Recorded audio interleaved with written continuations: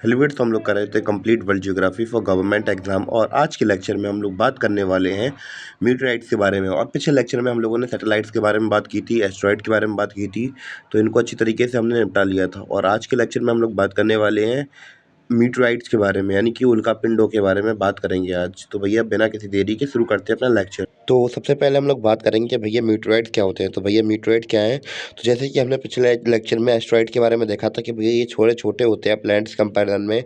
तो भैया यही हमारे जो एस्ट्रॉइड्स होते हैं, जब ये टकराते हैं, टकराना यानी कि कोलिजन होता है इनके बीच में, तो भैया इनके टकराने से, जब ये दो एस्ट्रॉइड टकराते हैं तो भैया इनके टकराने से छोटी छोटी चट्टानें टुकड़े हो जाते हैं। जो लोग छोटी छोटी चट्टानों में छोटी छोटी चट्टानों में टुकड़े हो जाते हैं उन्हीं के एस्ट्रॉइड के। तो भैया उन्हीं से बनते हैं हमारे मीटराइट्स, जो कि ग्रेविटी ना होने की वजह से स्पेस में फ्रीली मूव करते हैं। और इन्हें स्पेस में मीटराइट्स कहते हैं। क्या कहते हैं इन्हें? स्पेस में मीटराइट्स कहते हैं। जो भैया एस्ट्रॉइड तो भैया टकरा के छोटी छोटी चट्टानों में बदल गए, तो भैया उन्हें क्या कह दिया? मीटराइट कह दिया। और इसने मतलब ग्रेविटी ना होने की वजह से स्पेस में फ्रीली मूव करते रहते हैं, यहाँ से वहाँ, यहाँ से वहाँ, यहाँ से वहाँ जाते ही रहते हैं। क्लियर इतना? तो जब तक स्पेस में है तब तक तो ये मीटोराइट है, ठीक है।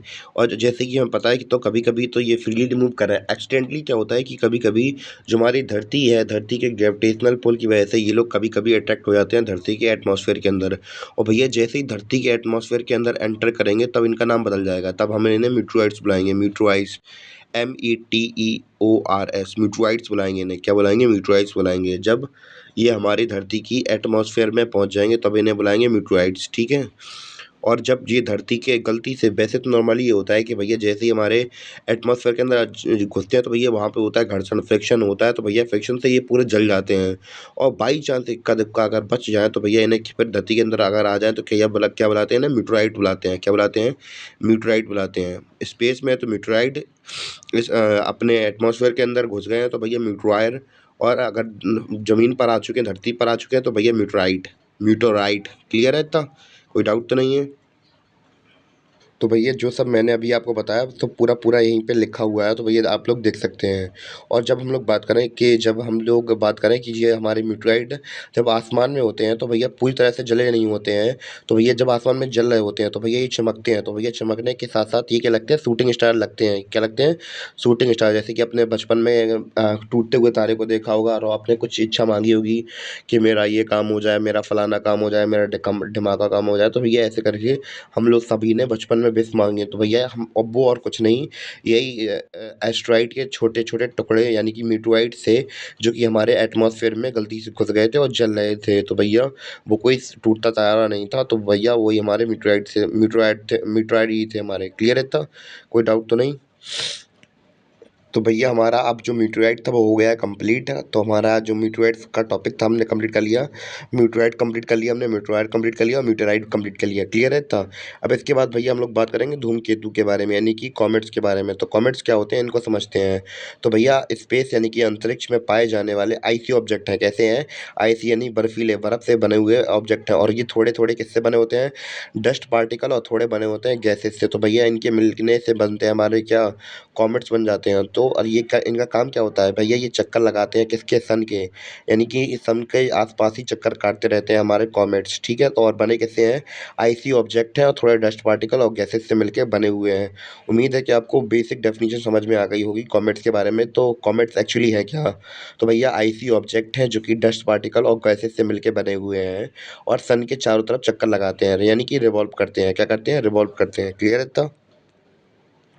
तो भैया दूसरा पॉइंट क्या लिखा है कि भैया जैसे ही हम लोग बात करें कि ये कैसे इनका पाथ कैसा होता है कॉमेट्स का। इनका पाथ होता है इलिप्टिकल पाथ में घूमती हैं ये, थोड़ी लंबी सी चौड़ टाइप में इनका पाथ होता है। तो यहीं पे सेकंड पॉइंट लिखा हुआ भी है कि जब ये कॉमेट सन के पास से गुजरते हैं, तो भैया ये जो कॉमेट्स हैं जब ये सन के पास से गुजरते हैं तो भैया सन की हीट या फिर सोलर विंड्स की वजह से इनके जो डस्ट पार्टिकल और गैसेस हैं वो जलने लगती हैं। तो भैया इससे एक स्ट्राइक ऑफ लाइट यानी कि एक कॉमेट की पूंछ बनती है। तो भैया क्या बनने लगती है? नॉर्मली यहाँ तक तो ये गोले की तरह आ रहा था, गोले के बाद यहाँ पे जैसे ही इसके पास में आया, सन के पास में आया, यानी कि यहाँ पे कैसा है? दूर है भी। जैसे ही सन के पास में आएगा तो भैया ये क्या करने लगेगा?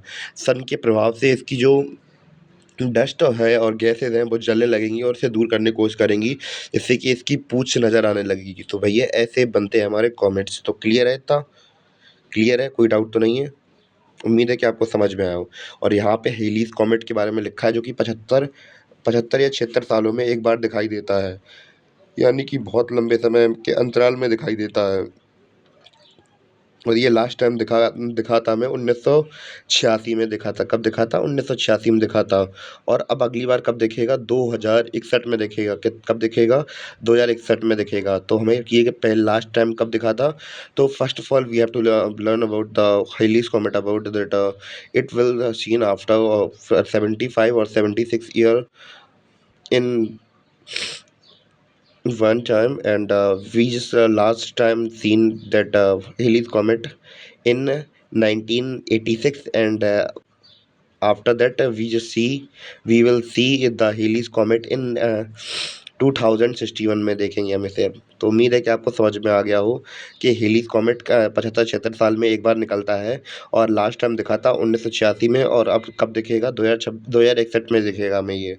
तो उम्मीद है कि जिंदा रहें, और किस्मत रही तो देख भी लेंगे इसे।